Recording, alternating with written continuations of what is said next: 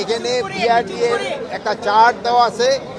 এই চার্টের থেকে যদি কোনো ভাড়া কেউ বেশি নেয় এই ব্যাপারে আপনারা বিআরটিএ কর্তৃপক্ষকে অবশ্যই জানাবেন। বা এখানে কন্ট্রোল রুম রয়ে গেছে, আমাদের পুলিশের কন্ট্রোল রুম রয়ে গেছে। কিন্তু আমি এই পর্যন্ত ইন্সপেকশন করে যা দেখলাম ভাড়া আপনারাও দেখছেন সবাই, মানে নির্ধারিত যে ভাড়া আছে ওই ভাড়াই কিন্তু সবাই এখনও যাচ্ছে। দুই একটা ছোটোখাটো কমপ্লেন আছে, ওটার এগেনস্টে আমরা অলরেডি ব্যবস্থা নিচ্ছি। তা আমরা সবাই মিলে দোয়া করব যাত্রীরা যেন ভালোভাবে যেতে পারে এবং রাস্তাঘাটে যেন কোনো অসুবিধা হয় না। আপনারা দেখছেন, আমি ড্রাইভারও জিজ্ঞেস করে দেখছি তারা পুরাটা রেস্ট পায় কি না। যেহেতু ড্রাইভাররা যদি রেস্ট না হয় তো অনেক সময় দুর্ঘটনার একটা সম্ভাবনা থাকে।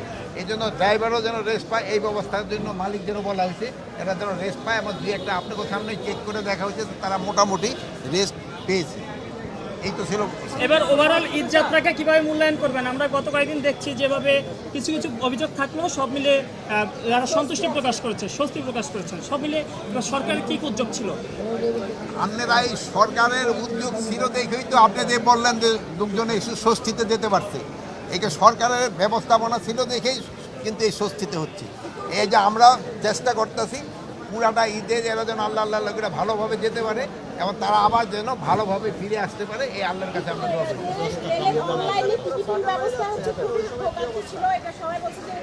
আমি রেলের ওখানে তো যাইনি, আমি যদি আগামীকাল গেলে আমি হয়তো সে সব বলতে পারবো। যাত্রা সবারই স্বস্তি হচ্ছে, এখন রাজধানীটা পুরোটা খালি হয়ে যাচ্ছে।